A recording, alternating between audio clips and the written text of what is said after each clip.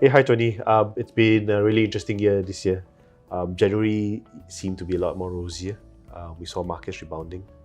February, there was concerns from the Fed rising interest rates a lot more. How does that change your interest rate outlook? How does that frame your inflation discussions?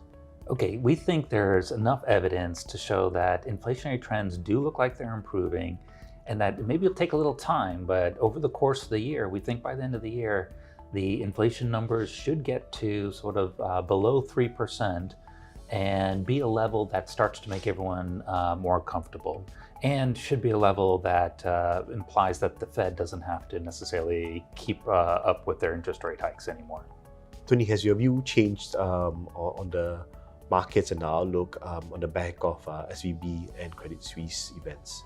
Yeah, there have been a lot of events through the start of 2023. I think the markets were thinking about expecting a hard landing back in December, and then some January jobs data raised market expectations, and then it seemed to be the consensus view of a no landing. And then lately with the bank problems, market seems to have shifted back to being concerned about hard landing. But our view has kind of been, we've stuck to this soft landing view. And that's based on the view that we do think the interest rate hikes are slowing the economy. We do think the goods sector of the economy does also look like it's slowing down. But the service sector part of the economy looks like it's just more recently got back on its feet, and that those businesses don't look like they're really about to cut workers. And if so, then we think that whatever downturn we face will be fairly mild in nature. And hence, so through it all, I think we're still comfortable now with the soft landing view. So we ran a couple of polls asking users in terms of what's really exciting to them and what are key topics. One of the interesting points that they brought out was basically Asia Pacific equities. What's your view in Asia Pacific equities? It seemed to be something that's been protected a little bit from these events. The SVB was a more North America thing. Credit Suisse was Europe. Is this one of the bright spots for the year? Yeah, we're positive on Asian equities, and actually we're positive Asia fixed income as well. For Asian equities, what we usually highlight is that China's probably going to help support all of Asia through most of this year. We like the fact that the reopening really still has a lot of way to go to help build out the economy and support the economies really throughout Asia. We like the fact that coming out of the National Party Congress, that the messages seemed much more pro-growth orientated than we had seen before and better than expected. We like the fact that the latest data on PMIs are looking stronger than we've seen in a long time. We're seeing credit data, which is the lifeblood for China, is started to improve more rapidly than expected. And the fact is we still have both valuations and earnings growth that are looking better than the other regions. So we have Asia as our key overweight also. In terms of fixed income, I think that's something that's a burning question for a lot of clients. One of the things that people were interested on is on high yield. My question to you is that given where yields are today, where would you position high yield relative to investment grade opportunities? Okay, so we do think interest rates are peaking, and we think that builds the case for fixed income in general and yield instruments as a whole.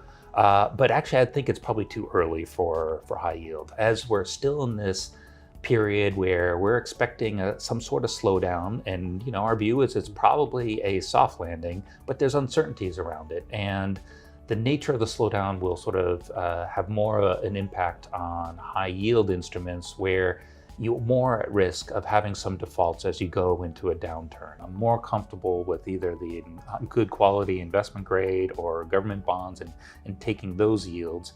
I think the time for high yield will more likely be once we get closer and then into whatever downturn we may be facing. At that point, we'll be able to sort of really get a clear sense of what the defaults might be throughout the sector. So for now, it still seems a little bit too early for just high yield by itself. After a relatively challenging first quarter, where would our clients put their money? What's our asset allocation calls for second quarter 2023? We've been highlighting that we use an investment cycle framework, and we have an investment clock that helps spell out which asset classes usually outperform, and that it's been working well recently. In 2021, as we came out of the COVID recession, the clock says you should be buying equities, and in fact, equities outperformed in 2021. And then in the first quarter of 2022, we're getting signs that we're getting to more of a overheated expansion. It says you should buy commodities, and commodities outperformed. And then in the second half of 2022, the clock says you're in a slowdown, should be aware of rising rates, and that cash will be your outperformer. And sure enough, cash was really pretty much the only asset class that outperformed. So now here we are trying to think of what we do for second quarter and the rest of the year. The clock says we're approaching the fourth quadrant, which is the recession quadrant. And the clock says you should be buying fixed income now. And that really is what our asset allocation view is. We think we should be overweighting fixed income with a focus on government bonds and investment grade. And I guess when it comes to equities, what we would say is that the timing of equities is probably going to come up at some point, maybe by the end of the year. But we really kind of need to sort of get into that recession period and know what the shape of that downturn is before we would start overweighting equities.